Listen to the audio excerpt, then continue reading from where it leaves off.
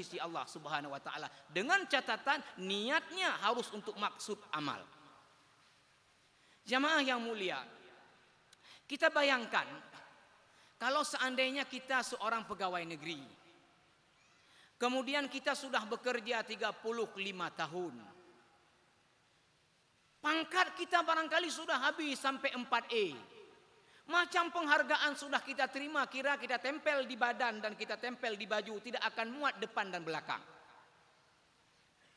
Tapi kemudian ketika kita meninggal dunia, kembalilah kita ke sisi Allah Subhanahu wa taala. 35 tahun mengabdi untuk negara ini. Datang ke akhirat, tanya Allah, Allah mana nilai pengabdian saya ya Allah 35 tahun? Maka Allah mengatakan, kamu ingin jadi pegawai kan supaya dapat gaji enggak? Iya. Kamu jadi pegawai ingin dapat tunjangan kan? Iya. Kamu ingin jadi pegawai negeri, ingin dapat bintang jasa macam-macam ya? Iya. Kamu ingin jadi pegawai negeri supaya dapat jabatan kedudukan ya? Iya. Kamu ingin jadi pegawai negeri supaya dapat pensiunan ya? Iya. Sudah dapat, sudah. Adakah kamu niatkan dari amalmu untukku? Tidak ada. Maka tidak ada apa-apa bagimu di hari ini. Bayangkan siapa yang tidak sedih jamaah yang mulia. 35 tahun berkarya untuk bangsa ini. Tidak ada makna di akhirat karena niat kita tidak betul. Nah begitu juga apapun pekerjaan yang lain. Kalau niatnya tidak diawali dengan niat untuk bahagian dari beramal, maka ini nanti tidak akan bermakna ukhrawi. Tapi bila kita di dalam bekerja ini kita niatkan dengan jabatan kita, dengan kedudukan kita, dengan posisi kita adalah bahagian daripada kita beribadah kepada Allah dan beramal untuk membantu umat ini, beramal untuk berkhidmat dan melayani masyarakat. Maka di samping kita pasti dan pasti materi-materi dunia itu adalah hak kita. Semua pegawai pasti dapat gaji. Semua pegawai pasti dapat tunjangan. Semua pegawai ketika pensiun pasti dapat juga pensiun. Semua pegawai pasti dapat kenaikan gaji yang berkala. Semua materi duniawi kita peroleh. 35 tahun mengabdi dicatat di sisi Allah sebagai pahala dari pengabdian kita. Karena niat kita itu adalah bahagian daripada beribadah kepada Allah Subhanahu wa taala. Perlu kita sebutkan jamaah yang dirahmati Allah Subhanahu wa taala. Satu hadis ketika seorang Arab Badui datang kepada Nabi sallallahu alaihi wasallam. Hadis ini diriwayatkan oleh Imam Bukhari dan Imam Muslim, bersumber dari Abu Musa al-Ash'ari, anna A'rabiyan ata an-nabi sallallahu alaihi wasallam faqal, ya Rasulullah, ar-rajulu yuqatilu lil-maghnam, wal-rajulu yuqatilu li-zikr, wal-rajulu yuqatilu liyura makanahu. Faman qatala fi sabilillah. Wahai Rasulullah, ada orang datang ke medan pertempuran, tapi maksudnya untuk apa? Untuk dapat harta rampasan perang kalau menang. Ada orang ya Rasulullah datang ke medan perang untuk apa? Lizikri, untuk disebut-sebut hebat, kuat. Warrajulu yuqatilu liyura makanahu. Ada orang yang berperang ke medan perang juga untuk supaya apa? Ditingkatkan posisi dan jabatannya. Faman qatala fi sabilillah. Di antara tiga orang macam ini Rasulullah, mana yang memang perangnya betul-betul di jalan Allah? Qala Rasulullah sallallahu alaihi wasallam kemudian menjawab pertanyaan orang Arab Badui ini. Man qatala litakuna kalimatullahi hiyal ulya fahuwa fi sabilillah. Yang bertempur berperang agar supaya agama Allah ini tinggi, inilah orang yang berperang yang dianggap beribadah kepada Allah Subhanahu wa taala. Maka oleh karena itu saya mengajak diri pribadi dan kita semua dengan amanah apapun dan posisi apapun kita saat ini. Marilah kita perbaiki niat-niat kita dari amal-amal kita, dari perbuatan dan pekerjaan kita supaya bermakna duniawi dan bermakna ukhrawi. Yang penting untuk dicatat juga bahwa tidak sekedar tadi makna ukhrawi. Bila niat itu tidak betul, maka juga ini akan berakibat kepada apa? Kepada karyanya juga yang tidak betul, dan ini akan berimbas kepada hancurnya tatanan kemasyarakatan diawali dari niat yang tidak betul.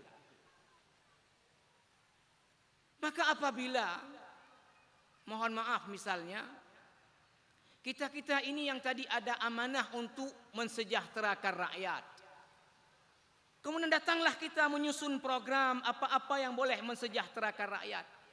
Kalau otak kita itu tidak betul niatnya, maka juga kemudian itu akan berimbas kepada tidak sampainya kesejahteraan masyarakat. Maka oleh karena itu, jamaah yang dirahmati Allah Subhanahu wa taala, mari kita tinggalkan pikiran-pikiran yang selama ini menurut saya telah merasuk ke berbagai pikiran kita ini, bukan saja di level para pejabat, tapi semua level. Apa yang terjadi?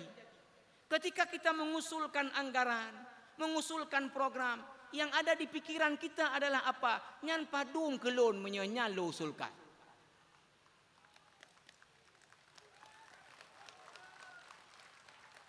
Padung mitamang kelon menyonya lo usulkan. Nah, kalau pola-pola pikir macam ini, maka bagaimanapun besarnya anggaran, maka kemudian tidak wujud pembangunan yang itu bermanfaat kepada umat. Karena telah rusak di mainstream dan di mindset. Dan ini mohon maaf, bukan saja kerusakan ini tadi saya bilang, tapi ini kerusakan kita semua. Masyarakat juga. Itu kalau ada apa-apa juga tetap bertanya juga, ma padum kelon. Ketika kita pembebasan tanah untuk kepentingan umum, sekolah, masjid, jalan, puskesmas, kita minta tolong kepada tokoh di daerah itu untuk melobi masyarakat, jangan nilainya ditinggikan. Maka tokoh masyarakat ini akan mengatakan kepada panitia apa?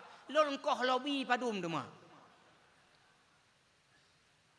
Padum koh lobi kelon.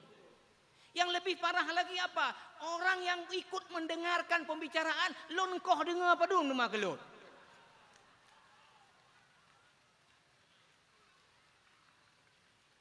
Bukan yang dia pikirkan menyelam pembebasan tanahnya, benar amal lo dalam pembebasan tanahnya, jelong banturan. Benar amal lo watai pakai jalan le umat, dijak kamangan, ini berdoa kelon, pujud ne puduk lo.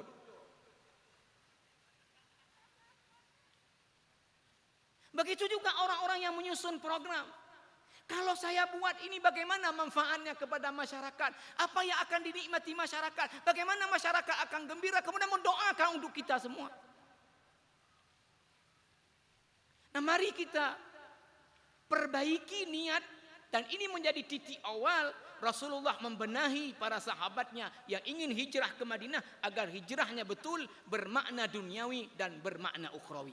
Saya pikir kita semua sangat menginginkan kembali menghadap Allah dengan membawa pahala-pahala karya nyata kita di tengah-tengah umat. Itu tentunya bila kita niatkan dari karya kita itu untuk kepentingan dan kesejahteraan umat. Bapak Ibu para pendengar yang dimuliakan Allah Subhanahu wa taala. Selanjutnya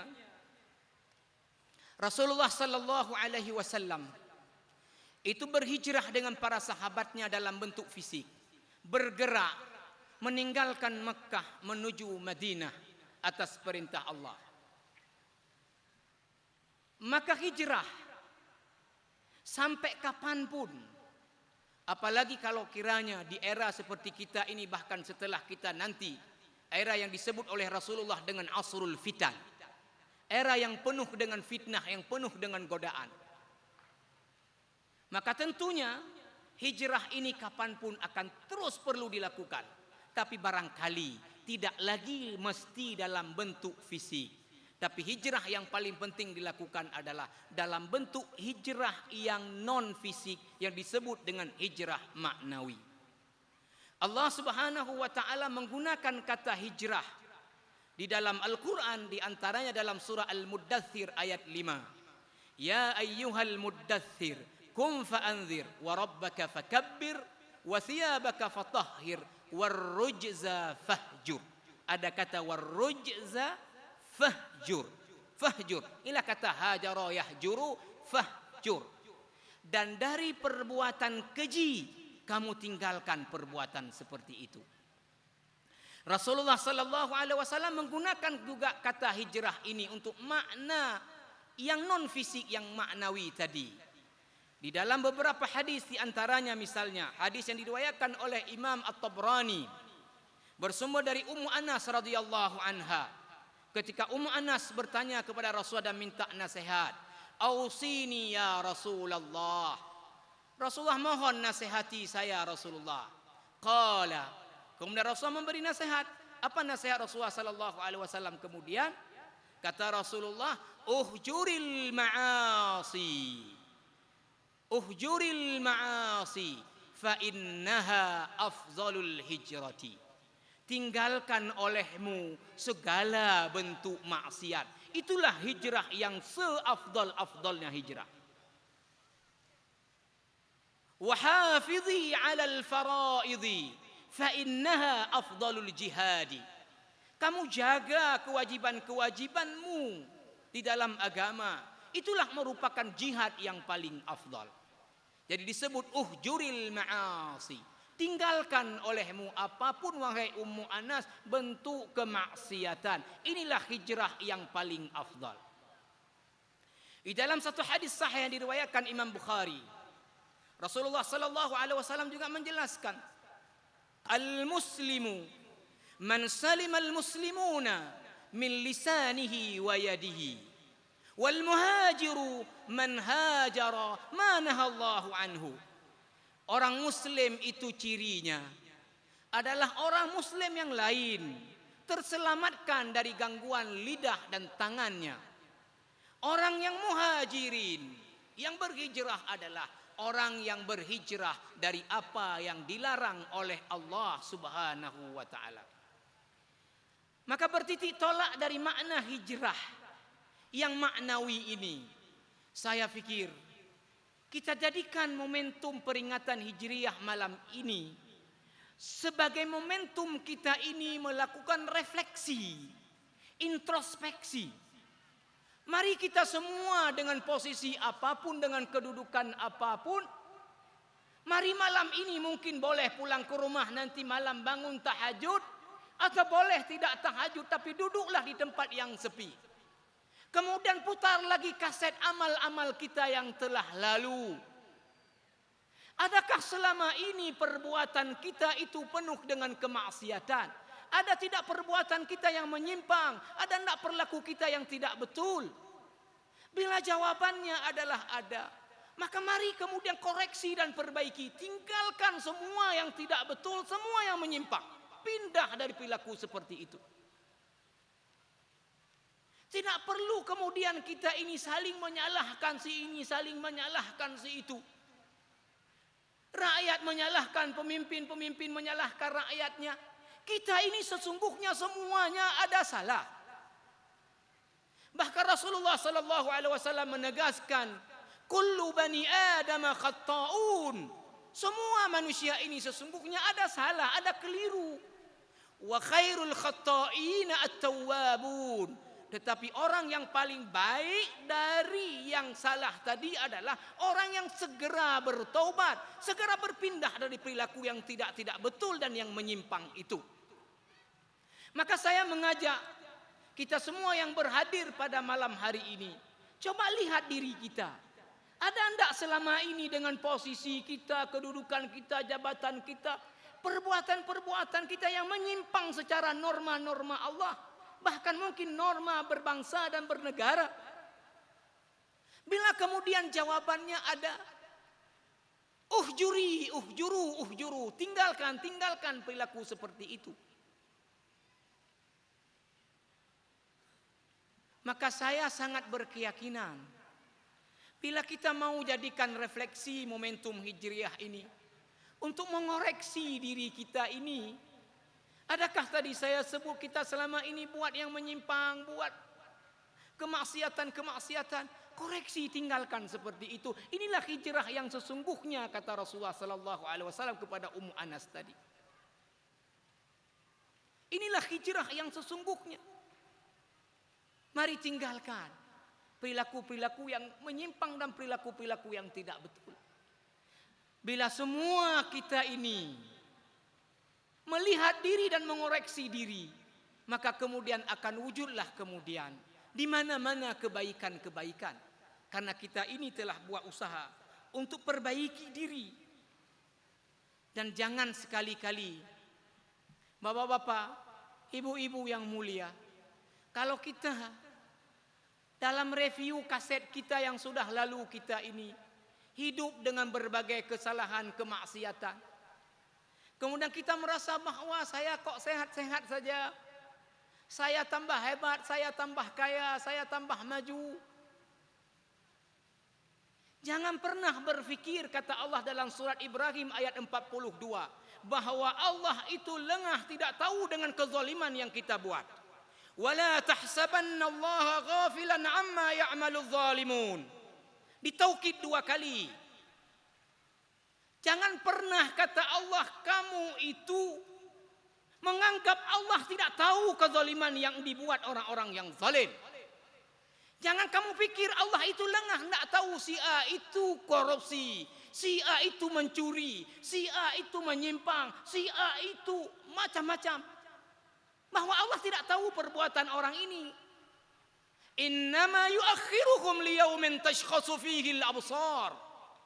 Tetapi orang ini ditangguhkan hukumannya oleh Allah sampai nanti mata terbelalak, yaitu pada hari akhirat nanti. Bahkan Allah Subhanahu wa taala mengingatkan kita. Sampai Rasulullah sallallahu alaihi wasallam membacakan satu hadis, "Idza ra'aitumur rajula yu'tihi Allahu ma yuhibbu wa huwa musirrun ala ma'siyatihi." Jika kamu lihat dalam kehidupan ini ada orang yang diberikan apa saja keinginannya oleh Allah, sementara dia itu terus saja dalam kemaksiatan. Kalau kamu lihat orang macam ini, fa'lamu, ketahuilah bahwa anna dzalika istidraj, itu sedang diulur oleh Allah. Maka Rasulullah membacakan satu ayat dalam Al-Qur'an, falamma nasu ma dzukiru bihi fatahna 'alaihim abwaaba kulli syai' hatta idza farihu bima utu akhaznahum baghtatan wa idza hum mublisun. Ketika mereka sudah lupa dengan apa yang diingatkan, apa yang dinasihati, fatahna alaihim abwaaba kulli syai', kami bukakan kepada orang-orang seperti ini pintu-pintu kenikmatan dari berbagai arah. Mau bertambah rumah ditambah rumah, mau bertambah deposito ditambah deposito, mau bertambah istri ditambah istri. Tapi orang ini dalam kemaksiatan. Hatta idza farihu bima utu, kata Allah, ketika mereka dalam keasikan, bangga, senang dengan apa yang sudah diperoleh, akhaznahum baghtatan, kami cabut peredarannya dari dunia secara tiba-tiba, wa idza hum mublisun, baru tercengang-cengang. Maka Allah Subhanahu wa taala juga mengatakan dalam surah Al-A'raf pada ayat 82, Allah mengatakan, sanastadrijuhum min haitsu la ya'lamun. Kita akan ulur mereka di mana mereka tidak sadar kalau itu diulur. Maka mari kita tadi jangan berpikir Allah tidak tahu dengan kezaliman kita. Allah tahu, cuman diulur. Maka sebelum terlambat, lagi-lagi sebelum terlambat, mari kita tinggalkan yang tidak betul. Karena Allah memang memanggil kita orang yang beriman, jangan pernah putus asa dari rahmat Allah, ampunan Allah. La taqnutu min rahmatillah. Karena apa? Karena Allah yaghfiru dzunuba jami'an.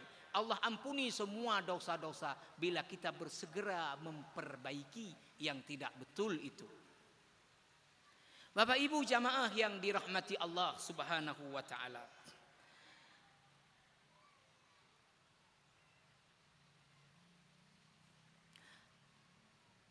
Di akhir poin dari tausiah kita malam ini adalah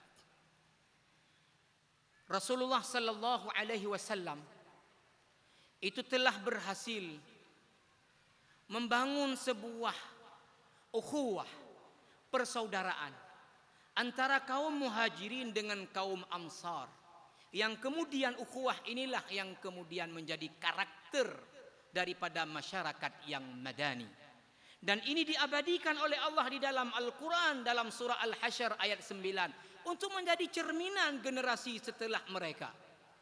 Seperti apa karakter mereka yang dibangun oleh Rasulullah masa itu. Allah Subhanahu wa taala merekam dalam surah Al-Hasyr ayat 9 yang dibacakan juga oleh qari kita tadi. وَالَّذِينَ تَبَوَّأُوا الدَّارَ وَالْإِيمَانَ مِنْ قَبْلِهِمْ يُحِبُّونَ مَنْ هَاجَرَ إِلَيْهِمْ وَلَا يَجِدُونَ فِي صُدُورِهِمْ حَاجَةً مِّمَّا أُوتُوا وَيُؤْثِرُونَ عَلَى أَنفُسِهِمْ وَلَوْ كَانَ بِهِمْ خَصَاصَةٌ وَمَنْ يُوقَ شُحَّ نَفْسِهِ فَأُولَئِكَ هُمُ الْمُفْلِحُونَ. Ini rekaman cerminan yang senantiasa ditempel umat Islam di mana-mana, kemudian berdiri melihat dirinya. Adakah kita seperti karakter mereka? Seperti apa karakter mereka? Walladzina tabawwa'ud dar. Orang-orang yang tinggal di dar, ini Darul Madinah, tidak ada khilaf. Wal imana min qablihim. Dan mereka sudah duluan beriman sebelum orang berhijrah, karena Nabi sudah mengutus duta besarnya ke Madinah, yaitu Mus'ab ibnu Umair, untuk mengajarkan Islam kepada orang Madinah sebelum hijrah terjadi. Kita tahu ada Bai'atul Aqabah yang pertama dan Bai'atul Aqabah yang kedua, sehingga sejumlah orang-orang Madinah sudah duluan beriman dan diajarkan Islam oleh Mus'ab ibnu Umair. Maka orang-orang yang tinggal di Madinah itulah dia kaum Ansar. Yuhibbuna man hajara ilaihim, mencintai orang-orang yang hijrah kepada mereka, yaitu kaum muhajirin. Wala yajiduna fi sudurihim hajatan mimma utu, dan mereka tidak ada sedikit pun di dalam diri mereka itu rasa ingin dipuji, rasa ingin dibalas apa-apa yang mereka berikan kepada orang-orang muhajirin. Ada makna juga mimma utu, bahwa mereka tidak ada rasa iri sama sekali kalau kemudian Rasulullah memberikan ini itu dari harta rampasan perang kepada orang muhajirin. Yang paling hebat dan luar biasa adalah lanjutan ayat, wa yu'siruna ala anfusihim walau kana bihim khasasa. Dan orang-orang Ansar mendahulukan kepentingan orang-orang muhajirin, walau pada saat yang sama mereka punya kepentingan yang sama juga. Bayangkan, mendahulukan kepentingan saudaranya walaupun dia pada saat yang sama punya kepentingan juga. Dalam tafsir Al-Munir Wahbah Az-Zuhaili menjelaskan dalam sebab turun ayat ini, ada riwayat dari Ibnu Munzir bahwa orang-orang Ansar telah datang kepada Nabi dan mengatakan, "Ya Rasulullah, iqsim bainana wa bainal muhajirin al-ardha nisfaini." Wahai Rasulullah, kami orang-orang Ansar ini minta tanah-tanah kami, kebun-kebun korma kami ini, tolong Rasulullah bagikan dua, sebahagiannya untuk kami, sebahagian lagi untuk orang-orang muhajirin. Rasulullah kemudian mengatakan, qala la. Ya, tidak begitu wahai orang-orang Ansar, tidak seperti itu. Bagaimana juga kata Rasulullah sallallahu alaihi wasallam? Kata Rasulullah, wal ardu arzukum, tanah tetap milik kalian. Wa tuqasimunahum thamaratiha, tapi bagikan kepada mereka nanti buahnya. Setelah berbuah, bagikan kepada orang muhajirin. Tanah tetap milik kalian, jangan tanah-tanahnya kasih ke orang muhajirin. Apa jawaban orang muhajirin? Qalu radina. Rasulullah, kami ridho kok, kami mau Rasulullah, kami ridho. Bagi saja tanahnya, bukan buahnya, tanahnya. Ada riwayat yang diangkat oleh Imamul Bukhari dan Imam Muslim, bersumber dari Abi Hurairah radhiyallahu anhu, bahwa ada satu orang datang kepada Nabi.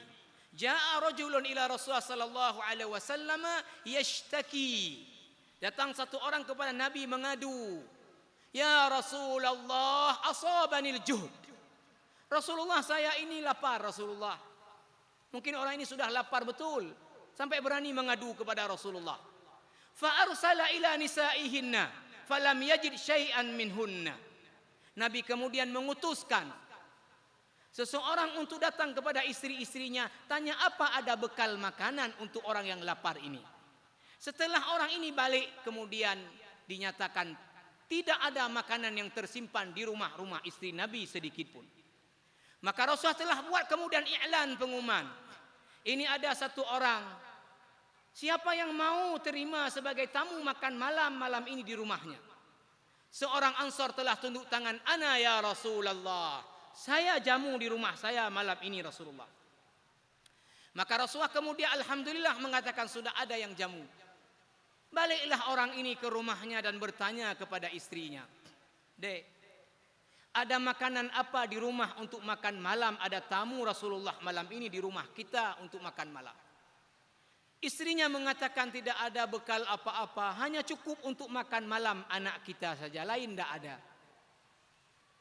Kemudian suami dan istri ini kemudian buat musyawarah, cari akal.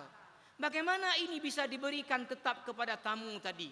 Maka anaknya itu diajak bermain sorenya, kemudian malam cepat-cepat dimatikan lampu sehingga mereka lelah dan tertidur. Waktu itulah kemudian bekal makanan anaknya dimasak diberi kepada tamu tadi. Inilah makna wa yu'siruna ala anfusihim walau kana bihim khasasa. Mereka lebih mendahulukan kepentingan orang lain walau pada saat yang sama mereka punya kepentingan yang sama. Tadi kita lihat ketika Yusuf Qaradawi mengangkat dalam kitabnya Fatawa Mu'asirah, Sa'ad ibn Rabi al-Ansari punya istri dua. Abdurrahman bin Auf tidak bawa istri,